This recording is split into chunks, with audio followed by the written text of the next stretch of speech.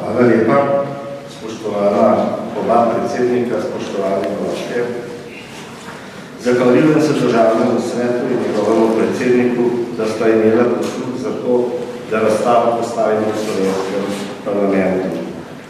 Razstava je sicer samo začetek našega širšega sodelovanja z Državnim svetom, ki bo soorganiziral in sofinanciral tudi katalog pričujoči razstavi Mednarodni posvet o mejah in izdajo slovenske in angleške publikacije.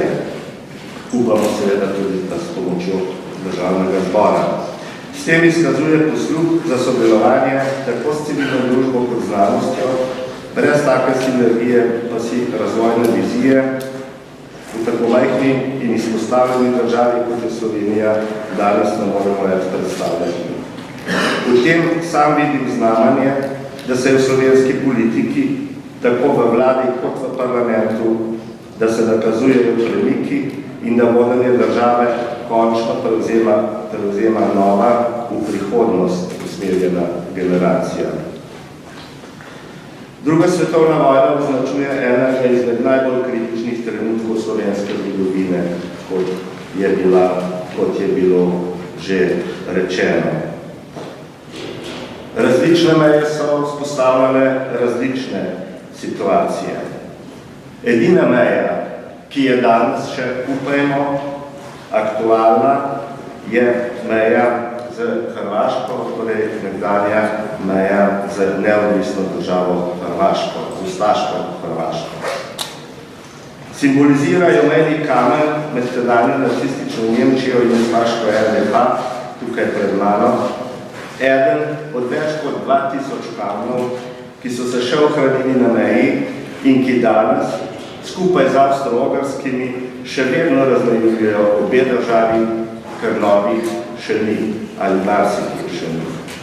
In ko bodo brez dvoma predmet sporov in različnih meritev, njihovo postavljanje pa odvisno od moči posameznih držav ter vztrajnosti in prepričljivosti mejnih komisij. Natanko tako, kot so bili v času nacističnih, fašističnih in ustaških obmejnih komisij. Žal moram reči, se je slovenska država na zadnjih 30 letih v obrambi svojih interesov izkazala bistveno slabše kot Hrvaška. Dejstvo, da je bila ustaška NDH eden od 4 okupatorjev slovenskega ozemlja, je bila v preteklih desetletjih zamolčana in relativizirana. Živeli smo v skupni državi in poudarjanje tega ni bilo zaželeno. Poleg tega so se slovenski in hrvaški partizani bojevali skupaj za iste cilje. In današnja moderna Hrvaška ima v ustavi zapisano, da temelji na tradiciji protifašizma. Obe državi pa sta članici Evropske unije. A ne moramo tudi mimo dejstva, da je ustaštvo danes na Hrvaškem nekakšna poluradna ideologija in da so metode prisvajanja slovenskega ozemlja presenetljivo podobne tistim iz druge svetovne vojne.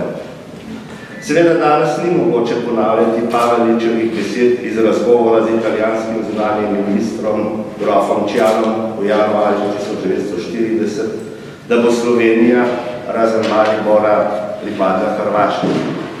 Tudi na ustaškem zemljevidu iz leta 1940 je Slovenija del velike Hrvaške.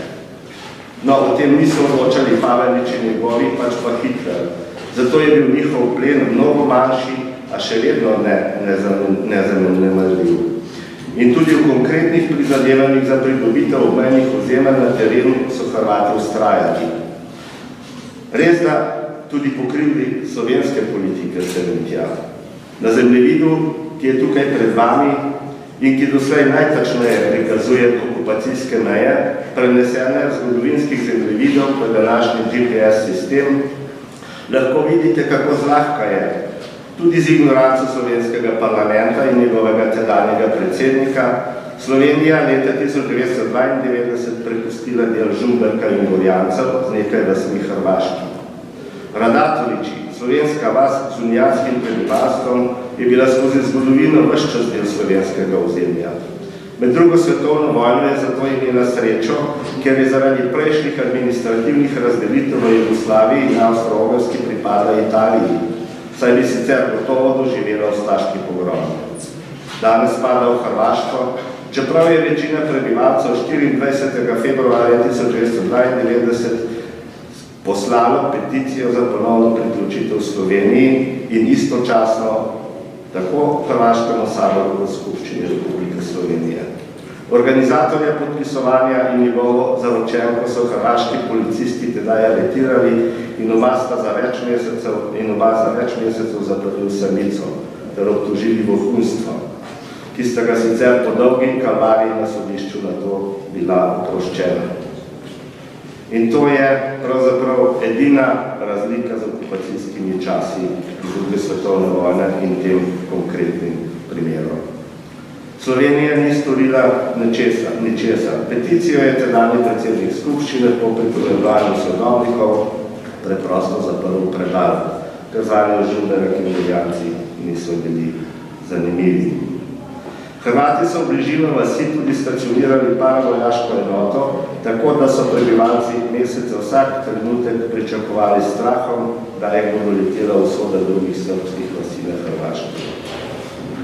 Ko po terenu korak za korakom sledimo okupacijskim mejam, odkrivamo nove žepe ozemlja, ki si jih je ustaška NDH poleg uradne okupacijske cone ob brigadi prisvojila in za katere ne vemo, komu bodo ob današnjem postavljanju kamnov, če bo do njega prišlo, pripadli.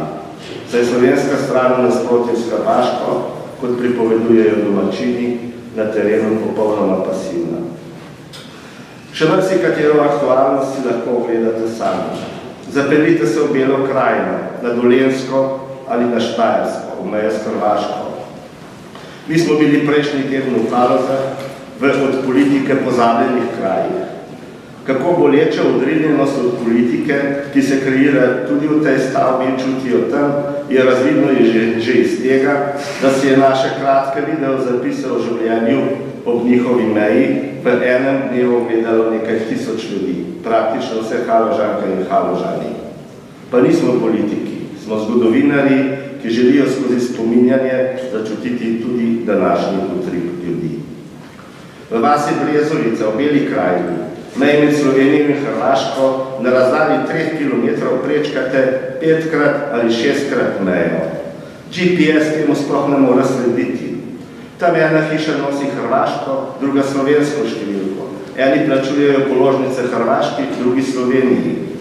Meja, kot je že povedal predsednik Državnega sveta, seka gospodarska poslopje, hiše, v enem primeru tudi spalnico in zakonsko posteljo. Mož v Sloveniji, žena na Hrvaškem.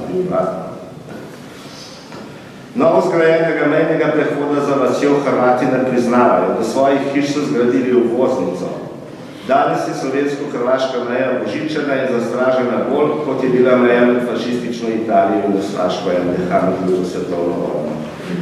Še Nemci, čeprav naj bi bila tujina meja tisočletnega rajha proti balkanskemu barbarizmu in temu primerno utrjena in minirana, so iz pragmatičnih razlogov na Štajerskem imeli številne mejne prehode, ki so danes zaprti in ožičeni. Ljudje pa morajo delati ovinke po 30 in več kilometrov, da pridejo do svoje njive. In to nima nobene zveze z begunsko problematiko, pač pa z neposluhom za ljudi. Slovenski in hrvaški zgodovinarji si prizadevamo za objektiven in pošten pogled na zgodovino. Sodelujemo, načrtujemo skupne projekte, a bosta naša spoznanja morala v resnici sprejeti obe politiki, če hočemo v boljšo skupno prihodnost. Da se ne bo zgodilo, kot v primeru slovensko-italijanskih odnosov, da bodo naši rezultati ignorirani. Po 20 letih, ko hvaljenje fašizma postaja uradna ideologija na neki drugi sosednji državi, pa jih predsednik države prenaša kot mačka v žaklju, zraven pa ne upa podpreti niti upravičenih zahtev sorodnikov ustreljenih borcev proti fašizmu po rehabilitaciji strani države, ki je to storila. Razsežnosti etnocidnega in genocidnega ravnanja okupatorjev med drugo svetovno vojno poznamo. Vidne so v prisilnih migracijskih gibanjih in v prehodih meje. 58.522 Slovencev v nemških in italijanskih, 688 v mađarskih, okrog 400 v hrvaških koncentracijskih taboriščih. blizu 20.000 konfinacij na prisilnem delu, 80.000 v zaporih. Deportirali so tudi 571 prekmurskih Judov, večina jih je bila umorjena v taborišču Auschwitz. Nemci so nameravali izgnati od 220.000 do 260.000 številcev. Uspelo jih je 63.000. Okrog 17.000 jih je preko nemško-italijanske meje zbežalo v italijansko okupacijsko cono. V italijansko okupacijsko cono je zbežal ali po legalni poti preko meje prišel tudi del od 10.000 ljudi, ki so jih nemške okupacijske oblasti izgnale v neodvisno državo Hrvaško. Iz italijanske okupacijske cone so na izpraznjena slovenska ozemlja v hrvaški meji preselili 17.000 kočevskih Nemcev. Zasedbo slovenskega etničnega ozemlja je nastalo, kot je bilo že povedano, 5 različnih obmejnih območij in okrog 560 km meja, ki so potekale od zamočvirjenih porečij Mure in Drave do vrha Triglava, od Sotle in Kolpe do peči nad Ratečami, od predmestja Ljubljane prek Polhograjskega hribovja in doline Sore, oziroma obeh Sor do Idrije in naprej. Danes smo glavno mesto Slovenije, teda je glavno mesto italijanske province, ki je bila hkrati tudi obmejno mesto med nemško in italijansko državo in še dodatno užičena. Kot Idrije in Žiri, prav tako tedaj in zaradi Rapalske meje še prej tudi obmejni mesti in med vojno še dodatno užičeni, pa Metlika in vrsta drugih, za katera do te raziskava sploh nismo vedeli. Najbrž ni staršev ali starih staršev današnje generacije, vseh, ki smo tukaj, ki ne bi posredno ali neposredno čutili posledic razkosane Slovenije. In nobenemu od nas ni potrebno prav veliko napora, da peš iz svojega rodnega kraja pride do ostankov nekdanjih okupacijskih meja. Samo zavedati se je treba, da so obstajali in da se v Evropi, če ne bo politične odgovornosti, zlahka ponovijo. Življenje v okupacijskih mejah je prineslo na stotine tragičnih in komičnih zgodb, na videz drobnih, a izjemno pogubnih dejanj, najbolj završna in najbolj plemenita dejanja, ki jih je sposoben človek. Z raziskavo, ki jo upravljamo, smo delček tega iztrgali pozabili. Seveda v spomin, a tudi v opomin. Ta razstava je namenjena preteklosti in spominu, a vsaj toliko tudi prihodnosti. Naj vas po prihajajočem dnevu upora proti okupatorju, ki mu je ta razstava tudi posvečena, spomnim, da na zemljevidu tedanje nove, nacistične Evrope, v kateri je nemški rajh segal od severnega Grška na Norveškem do zadnjega grškega otoka, od Moskve do Kanarskih otokov, prostora za Slovence ni bilo. Rezultati naše raziskave brez obremenjevanja s tako ali drugačno ideologijo, kar je v Sloveniji sicer značilno za obravnavo druge svetovne vojne, dajejo realen pogled na to, kako velikanski napor in kakšna energija sta bila potrebna, da se je narod uprl in preživel in da ima danes samostojno državo. Pri generacijah, ki so preživele drugo svetovno vojno, je meja ena najhujših osebnih in družinskih travm, tudi tragedij. Naša in zlasti mlajše generacije nimajo več kolektivnega zgodovinskega spomina na to, da so naši starši in stari starši med drugo svetovno vojno živeli ob bodeči žici in z njo. Z neizbrisnim spominom na njo živi le še generacija, ki je okupacijske meje preživela v otroških letih.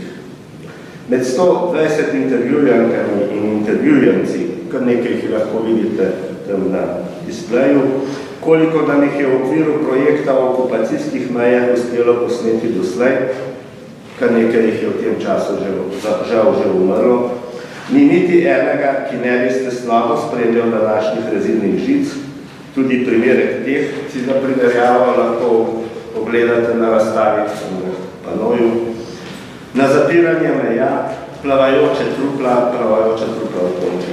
In da ne bi temu početju odločno nasprotoval. Njihovo življenje so zaznamovali genocidno in genocidno ravnanje okupatorjev, prisilne migracije, begunstvo, skrivni, življenjsko tvegani prehodi meje. Zaradi preživetja ali upora, smrt na minskih poljih zgolj zato, ker je nekdo šel iskat tolažbo k maši, ki jo je en okupator dovoljeval, drugi pa ne. Naš geografski položaj je hkrati velika prednost in veliko breme. Kaj lahko si je danes tudi nekomu, ki ni zgodovinar, predstavljati, kaj se bo zgodilo, če bo Evropska unija razpadla in se bo povrnili v 30. leta z nacionalističnimi in fašističnimi ureditvami v sosednjih državah. V marsičem smo že blizu temu. Let, da je ozemeljski revizionizem še prikrit, skrit za ekonomske in politične interese. Ne samo na Balkanu, ki je vezna posoda in katerega del smo, čeprav naivno mislimo, da nismo, ampak tudi v Evropski uniji. Naš pogled na sosede na drugi strani meje se je spremenil. Vojne iz 90-ih let 20. stoletja za sabo niso pustile samo nerešenih mejnih vprašanj med državami, pač pa tudi obsežna etnično očiščena obmejna ozemlja, uničeno obmejno gospodarstvo, prekinjene tradicionalne in socialne poti. Nezaupanje, tudi sovraštvo. Tudi tam, kjer so se ljudi le bežno dotaknile, kot je bilo na srečo v Sloveniji. Vse to bo zelo težko preseči. Smo med najbolj ranljivimi narodi v Evropi. Kdo je torej bolj poklican od nas, da današnjo Evropsko unijo, ki je na hudi preizkušnji, opozori na brezumnost današnjih mejnih kamnov, zastraženih meja, kontroliranih ali zaprtih mejnih prehodov, strašljivih rezilnih žic. In kdo je najmanj poklican, da na to pozabi, če ne mi? Saj, če hočemo kot skupnost preživeti, preprosto ne smemo pozabiti. Če bomo to storili zato, ker se danes dogaja drugim in ne nam, se nam bo zgodovina vrnila. Le redko kdo pomisli, da bi se nam lahko že v zadnjih jugoslovanskih vojnah. Da bi namesto tega, da smo sami, takrat z večjim razumevanjem, kot ga premoremo danes, sprejemali hrvaške in bosanske begunce, kaj lahko Italijani in Avstrijci sprejemali nas, ali pač ne. Kaj lahko bi se zgodilo, da bi današnja generacija slovenskih milenijevcev mladost preživela v begunskih taboriščih in bila danes razseljena po svetu? Ne zaradi ekonomskih razlogov, kot se žal dogaja, pač pa zaradi vojne. Ne pozabimo, vsaka nova vojna se začne, ko naslednja generacija izgubi zgodovinski spomin. Da je naše raziskovanje in razstava, ki jo odpiramo, pripomorata, da ga današnja ne bo. In da se bodo naši predstavniki v tem visokem domu zavedali odgovornosti, ki jo imajo pri tem. Hvala lepa.